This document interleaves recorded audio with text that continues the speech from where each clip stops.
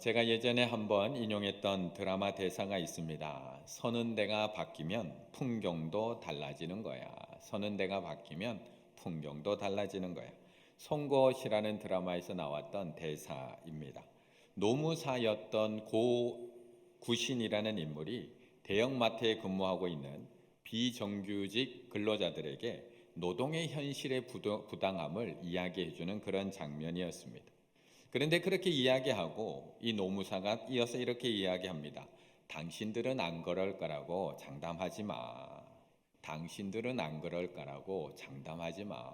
서는 데가 바뀌면 풍경도 달라지는 거야. 지금은 비정규직이라서 그런 노동의 부당함이 아프고 힘들고 부당하게 느껴지고 따지고 투쟁하고 있지만 당신들도 정규직이 되는 순간 풍경이 달라진다는 겁니다. 그건 당연한 거고 그럴 수밖에 없는 거고 저들이 너무 무리한 요구를 하는 거라고 느껴진다는 겁니다. 어제 저희 아들이 동계훈련을 마치고 집에 왔습니다.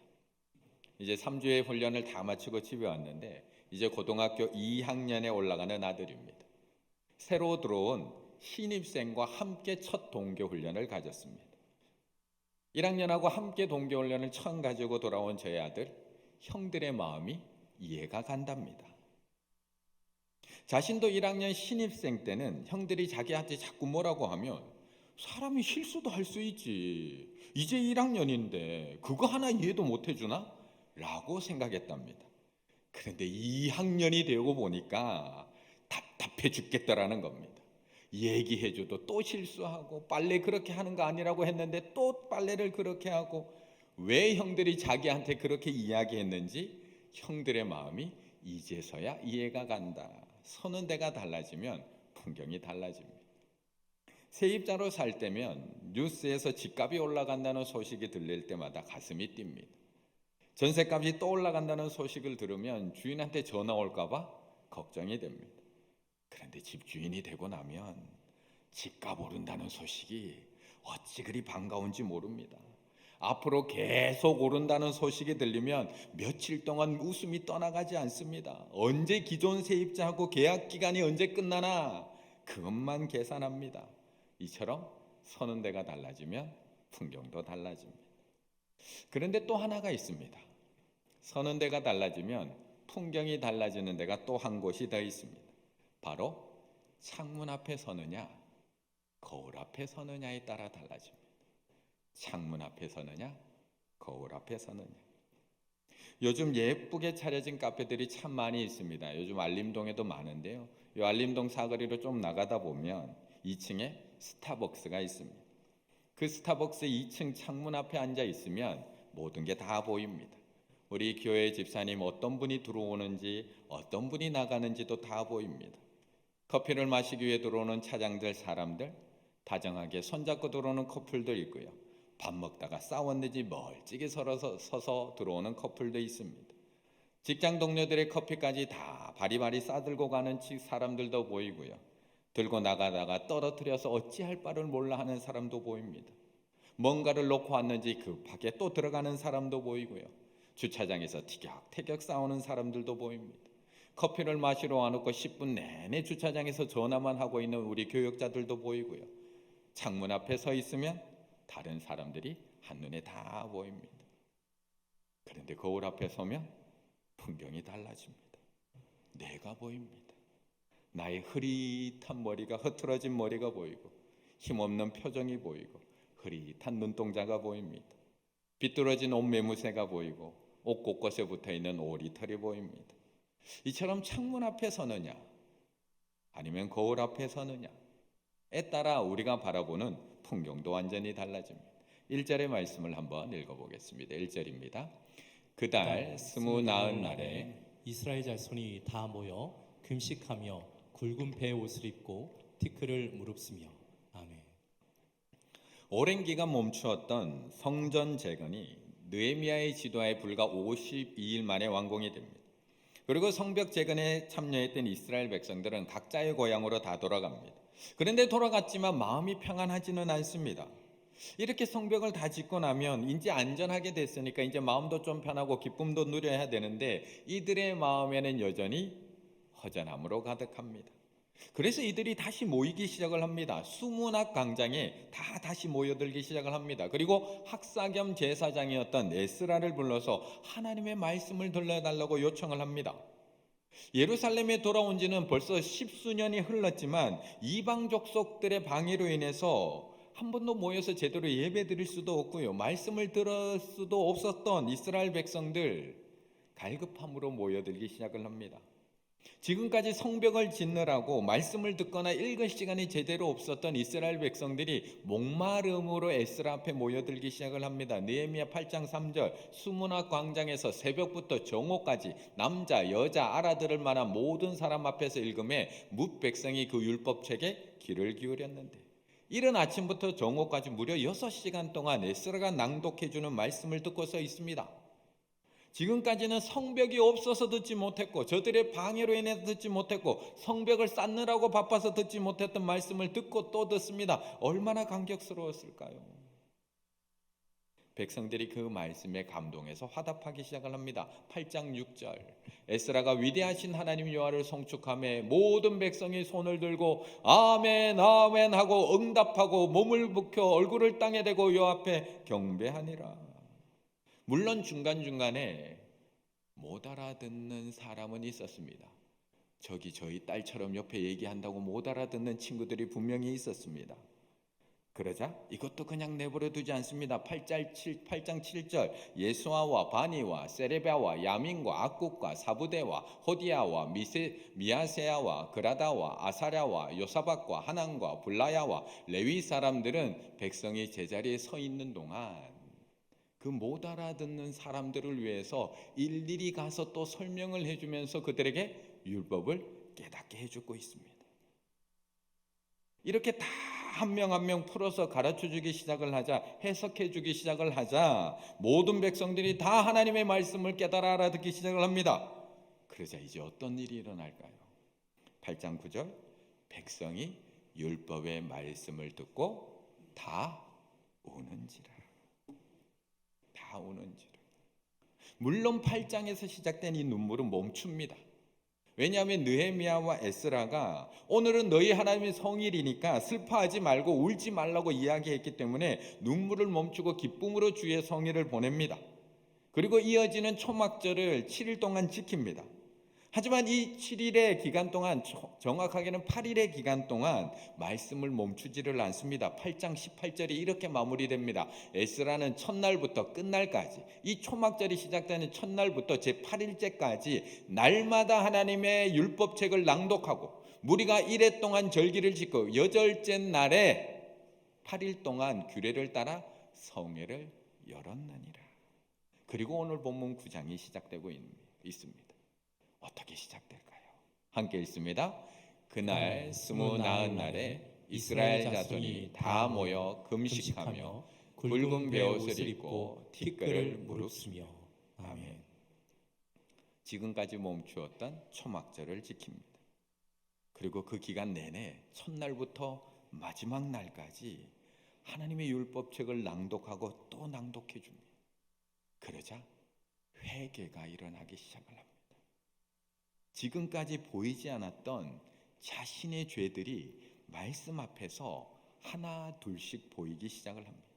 지금까지는 이게 죄인 줄도 모르고 살았던 그 자신의 행동들이 하나님의 말씀 앞에서 얼마나 큰 죄였는지가 보이기 시작을 합니다. 그러자 저절로 회개가 이어집니다. 눈물이 흐릅니다. 금식하며 베옷을 입고 티끌을 무릅쓰며 자신의 죄를 하나님 앞에 자복하고 있는 겁니다.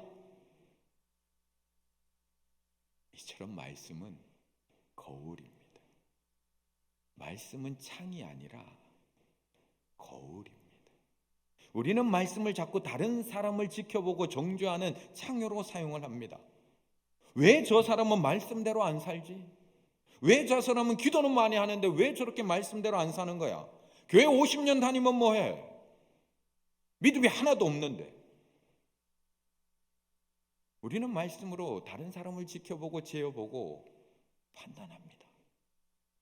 그런데 말씀은 거울입니다.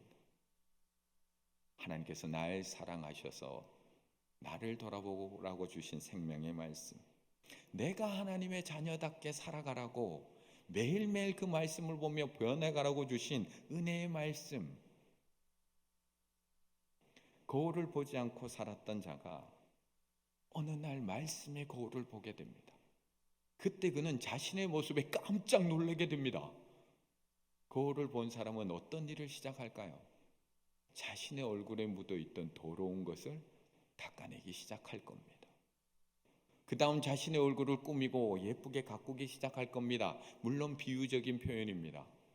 거울을 본 사람들은 이렇게 달라지기 시작을 합니다. 거울을 보기 전에 그가 가졌던 모든 생각들을 버리고 새로운 옷을 입게 되는 겁니다. 말씀의 거울 앞에서의 존재의 변화라고 말할 수 있습니다. 그렇다면 이 말씀의 거울 앞에 선 사람들에게 어떤 변화가 일어나는 걸까요? 오늘 이스라엘 백성들처럼 눈물만 흘리고 끝나는 걸까요? 하나님 앞에서 자신의 부끄럽고 이 더러운 모습을 보게 된 이스라엘 백성들, 회개의 눈물에 이어서 어떤 게 이어지게 될까? 2절의 말씀 같이 읽어보겠습니다. 2절입니다. 모든 이방 사람들과 절교하고 서서 자기의 죄와 조상들의 허물을 자복하고. 아멘. 지난 수요일 저녁에 1:1 수료식이 있었습니다. 그날 우리 1:1 부장님 고생 많이 하셨습니다. 그날 밤에 배탈이 날 정도로 많이 고생하셨습니다. 왜냐하면 그날 간증이 3명이었거든요. 간증이 3명. 간증이 너무 길면 우리 성도님들이 힘들어한다는 것을 알고 있기 때문에 우리 양육부에서도 가능하면 1명, 도저히 안 되면 2명 정도만 세웁니다. 그런데 그날은 무려 3명. 물론 계획했던 일이 아닙니다. 항상 예상하지 않았던 일들이 교회 안에서는 일어납니다. 교회라는 것이 사람이 계획하지만 또한 때로는 하나님이 역사하실 때가 있습니다. 하지만 우리의 가장 중요한 원칙, 사람을 살리고 세우는 게 양육 아닌가요? 세 가족이 간증을 준비했다는데 어떻게 그거를 단칼에 끊어낼 수가 있을까? 때로는 정해놓은 원칙을 주님의 마음으로 넘어야 할 때도 있습니다. 그걸 감당해야 되는 부장님은 얼마나 마음이 조마조마하고 애가 탔을까? 성숙한 우리 충일교회 성도님들은 다 이해해 주시죠? 네, 다 이해해 주실 줄로 믿습니다. 그래서 그날 하나님께서 세워주신 3명을 통해서 간증을 듣게 됐습니다. 그렇게 시작된 간증의 시간, 마지막 간증을 했던 우리 성도님, 태어나서 처음으로 교회를 다니고 있는 부부입니다. 자신이 교회 다닐 거라고는 단 한 번도 생각해 본 적 없는 가정. 누군가 교회 다니자고 이야기하면 자신은 세상에서 제일 힘든 일이 종교 생활하는 일이라고, 신앙 생활하는 것이라고 자기는 생각한다고, 나 교회 다니고 데리고 갈 생각하지 말라고 늘 회피하기만 했던 가정입니다. 그런데 이 가정에 어려운 일들이 줄지어 찾아왔답니다. 결국 자신의 아들까지 암에 걸리게 됩니다. 사람이 다급하니까 하나님을 찾게 됩니다. 그런데 사람들이 자신들에게 해주는 그 어떤 위로의 말보다 교회 다니는 어떤 집사님이 기도해 드릴게요, 제가 그 문제를 위해서 기도해 준다는 그 말이 가장 큰 위로가 되었다고 합니다. 남편에게. 그리고 하나님의 은혜 가운데 그 아들이 치유함을 받으며 이 부부가 그래도 기도해 준 분들이 있는데 기도해 준 분들에게 담례의 마음으로 교회 나오기 시작을 했습니다. 물론 계속 다닐 마음은 아니었고요. 기도해 줬으니까 한 번은 나가드려야지 하고 교회 등록을 합니다. 그런데 나온 그 첫 순간부터 이 부부에게 하나님의 은혜가 임합니다. 이번 주도 갈까 말까 마음의 갈등은 되면서도 다음 주, 또 그 다음 주, 또 교회를 향하는 은혜가 펼쳐집니다. 그리고 어느새 교회를 다닌 지 얼마 되지도 않았는데 하나님이 이 땅을 창조하셨다는 것이 믿어지기 시작을 하고요. 하루하루 하나님의 은혜로 내가 살아가고 있음이 믿어지기 시작을 하고요. 말씀을 조금 더 깊이 배워지고 싶어지기 시작을 하고 예배를 더 사모하게 되고 나도 누군가의 중보 기도자가 되고 싶다는 마음까지도 생겨나게 됩니다. 그러면서 눈물이 마를 날이 없습니다. 그날도 간증하시면서 눈물을 흘리셨지만 자신의 남편은 예배 때마다 눈물 때문에 힘들어한다고 합니다. 때로는 자신의 이런 모습이 너무 낯설어서 계속 교회 다니면 안 되겠다, 이러다 큰일 나겠다, 이거 아무래도 내가 생활을 제대로 못하겠다고까지 이야기할 정도로 예배 때마다 마음의 찔림과 깨달음이 있어서 매주 예배 때마다 눈물을 흘리고 있습니다. 별로 감동이 안 되시죠? 왜 그런지 아세요? 나도 그래 본 적이 있거든요. 나도 그래 본 적이 있거든요. 한 번쯤 눈물 흘려 본 적이 있거든요. 이런 눈물의 기도, 처음 예수님을 만났을 때 한 번쯤은 다 흘려보셨지 않으셨나요? 어떤 분은 지난주에 이런 눈물을 흘리셨을 거고요. 어떤 분은 예전 어떤 수련회에서, 어떤 분은 지난 부흥회에서, 어떤 분은 알파에서, 어떤 분은 1대1을 하며 하나님을 경험하고 분명히 이런 눈물을 흘렸습니다. 분명히. 아마 이 얘기를 들으면서 아이고 나도 그런 적이 있었지. 그런데 여기서 끝난다면, 이 눈물에서 끝난다면 그것이 진정한 회개일까요? 돌아섬일까요? 물론 이런 회개의 기도, 회개의 눈물 필요합니다. 하지만 그것은 회개의 시작이지 온전한 회개는 아닙니다. 성경에도 자신의 죄를 깨닫고 하나님 앞에 그 죄를 고백한 사람은 많이 있습니다. 하지만 그들은 다 돌아선 것은 아닙니다. 후회는 하지만 회개는 하지 않습니다. 반성은 하지만 삶의 방향은 바꾸지 않습니다. 사무엘서에 나오는 사울왕, 하나님 앞에 자신의 죄 한 번 깨달은 게 아닙니다. 3번이나 깨닫습니다. 그리고 고백합니다. 사무엘상 15장 24절, 사울이 사무엘에게 이르되 내가 범죄하였나이다. 깨닫습니다. 자기가 범죄한 거 압니다. 사울이 이르되 내가 범죄하였을지라도 압니다. 내가 범죄한 거 압니다. 사울이 이르되 내가 범죄하였도다. 내 아들 다윗아 돌아오라. 다윗에게 내가 잘못했다는 것도 고백합니다. 얼마나 이렇게 자신의 죄를 잘 돌아보는지 모릅니다. 분명 반성합니다. 후회합니다. 눈물 흘립니다. 하지만 돌아서지는 않습니다. 죄를 깨닫고 기도는 하지만 죄의 자리 떠나지는 않습니다. 죄를 깨닫고 아파는 하지만 죄를 지으며 살아가는 그 친구들과의 관계 끊지 않습니다. 오늘도 이 자리에 와서 눈물 흘리고 돌아가지만 여전히 내일이면 그 친구들과 어울려 악인의 길을 쫓고 있고요, 죄인의 길에 서 있고요, 오만한 자의 자리에 똑같이 앉아 있다는 겁니다. 그런데 오늘 이스라엘 백성들은 다 모여서 금식을 선포했습니다. 누군가 억지로 시켜서 한 것이 아니라 자발적인 마음으로 굵은 베옷을 입고 티끌을 뒤집어 쓰고 애통하며 자복합니다.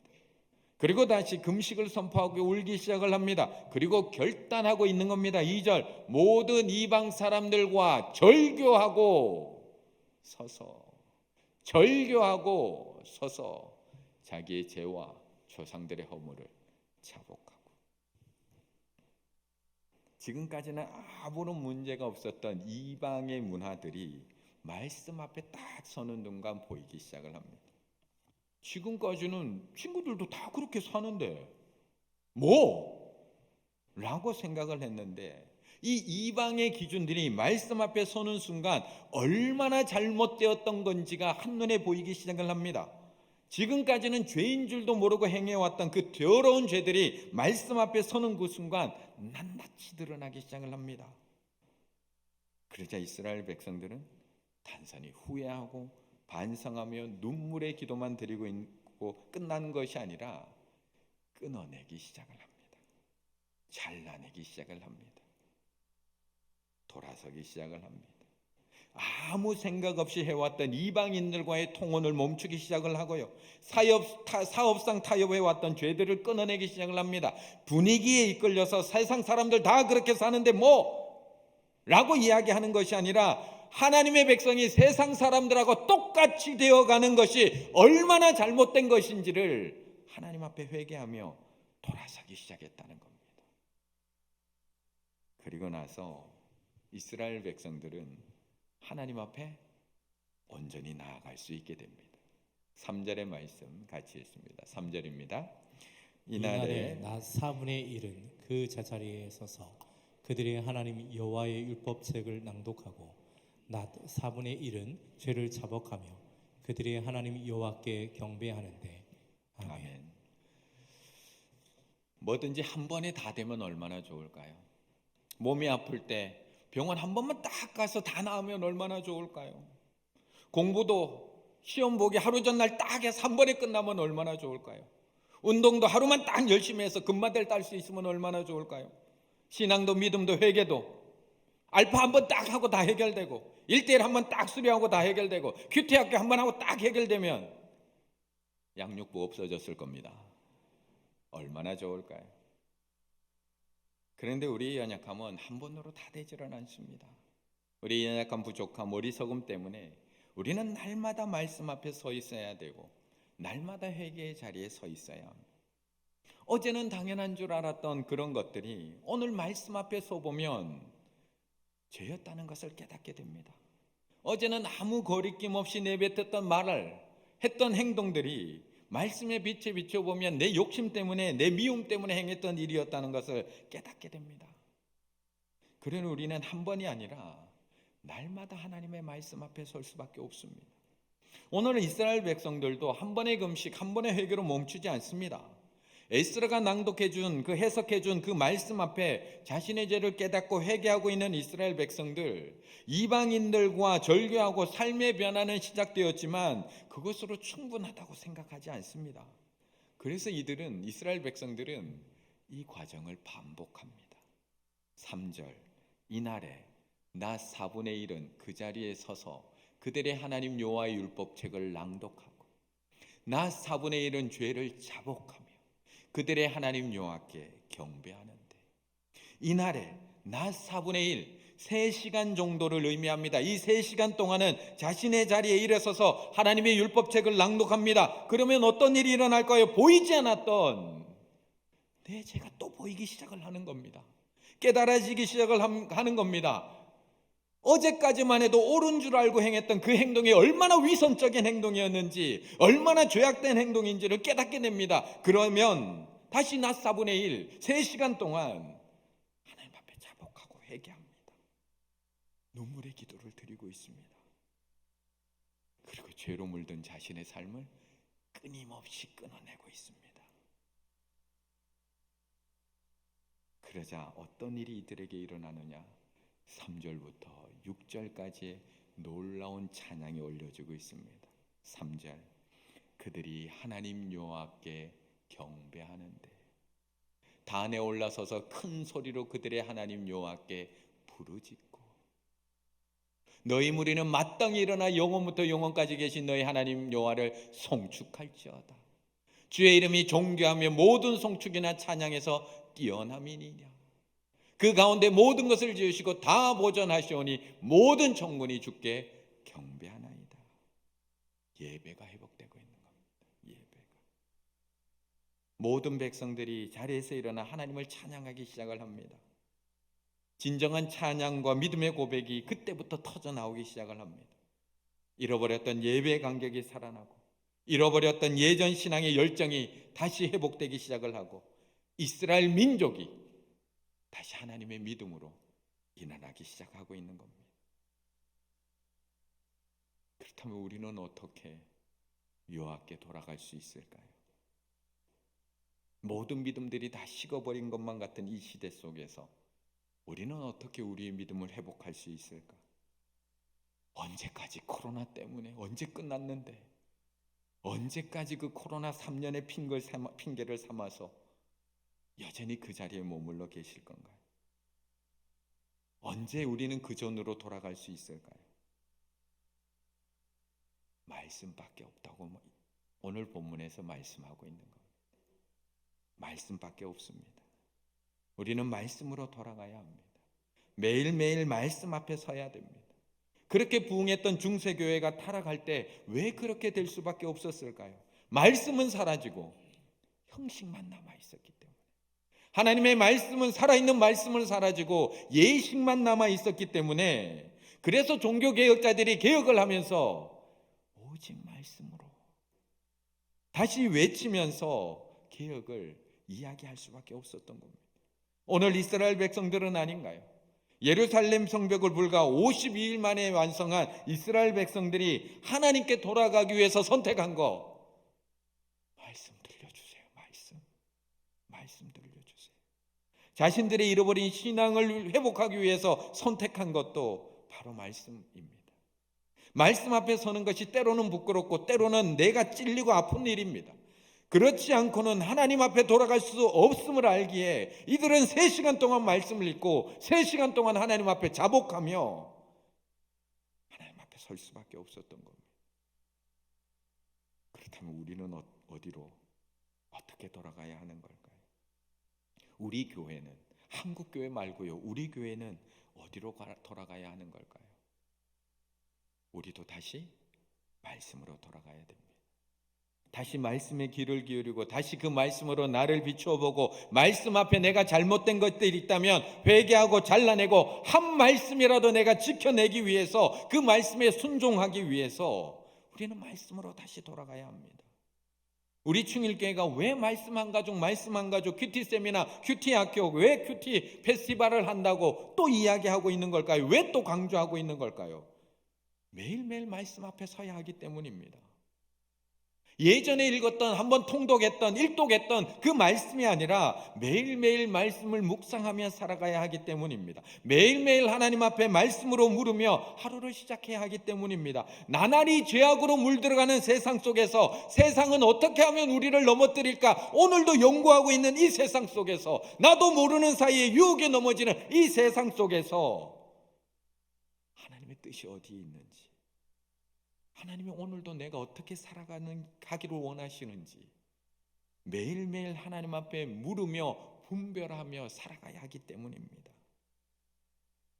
다시 여호와께 돌아가기 위해 우리는 다시 말씀으로 돌아가야 됩니다. 하나님의 말씀이 내 삶의 기준이 되게 하셔야 됩니다. 그리고 그 기준으로, 그 말씀의 기준으로 나의 삶을 거울 삼아 한번 잘 돌아보셔야 됩니다. 그래서 말씀의 기준에 맞지 않는 것이 있다면 회개하고 자복하고 과감하게 잘라내셔야 됩니다. 말씀 안에서 살아가기 위해서 결단하셔야 됩니다. 회개의 눈물에서 끝나는 것이 아니라 무엇부터 잘라내야 하는지 가지치게 하셔야 됩니다. 말씀으로 충만해지는 것이 성령으로 충만해지는 것임을 기억하시고 말씀으로 나를 채워가기 시작하셔야 됩니다. 그때부터 우리의 삶은 온전히 변화될 것이고 우리의 예배가 변화될 것이고 우리 충일교회가 말씀으로 변화되어서 세상을 품는 것으로 끝나는 것이 아니라 세상을 품고 변화시켜 나가는 우리 충일교회가 될 줄로 믿습니다. 다시 하나님의 말씀 앞에 서서 여호와께 돌아가실 수 있는 우리 충일의 가족들 다 되시기를 간절히 바라겠습니다.